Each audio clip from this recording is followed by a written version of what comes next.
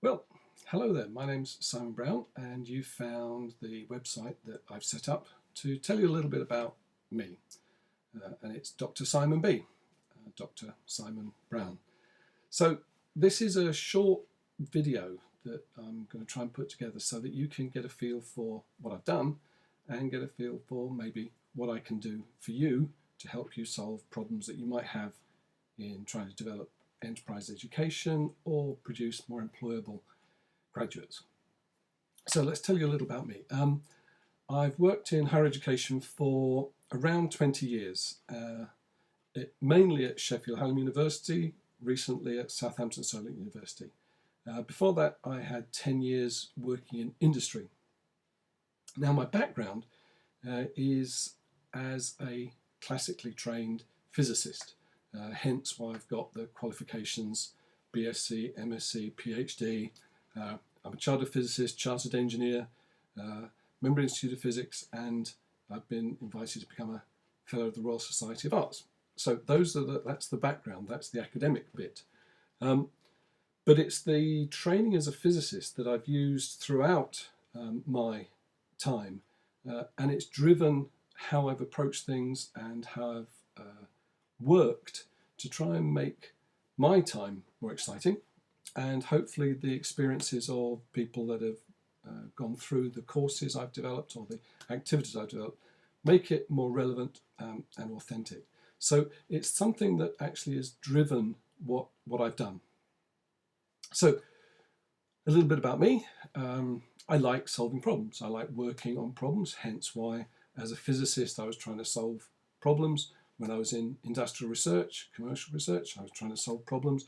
And when we got involved in setting up a little business in the 1980s, it was to solve a problem. And then when I decided to move into higher education, that's what I was trying to do. I was trying to help address the issue of making graduates who would add value to companies they work for or create companies that would be of interest to them. So I'm really, I suppose, keen on new product development. That's what I do. I develop new products. When I was in industry, I developed them. When I've been in education, I've developed new products.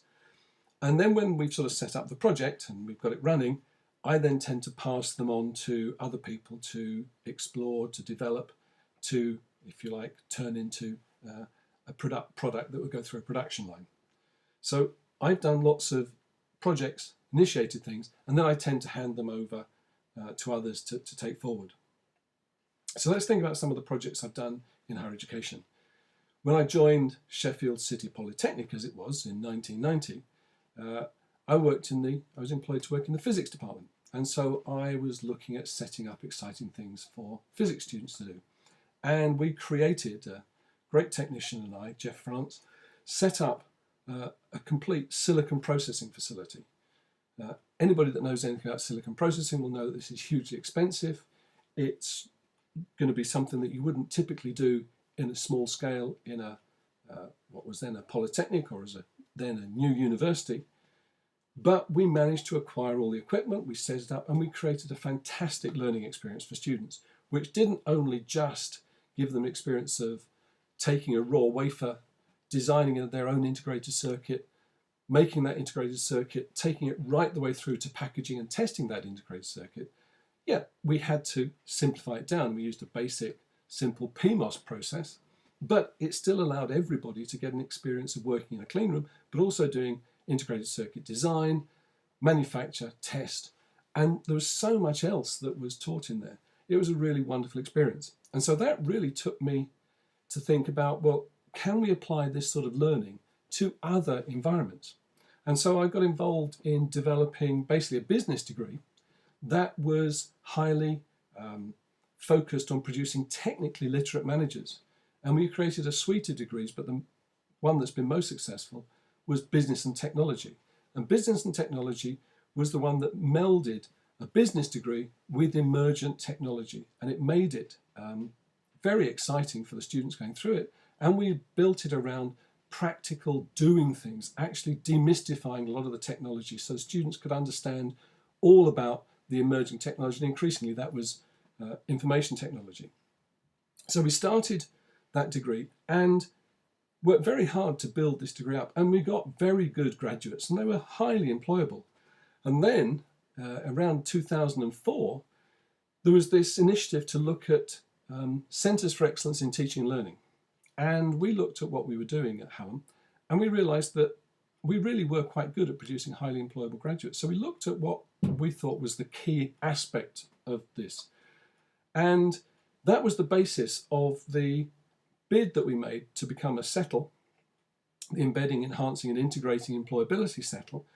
And we teased out what we felt were the key features that a successful course would have that we could apply holistically across an institution to show how, if an institution approached employability in a particular way, it would create very highly employable graduates.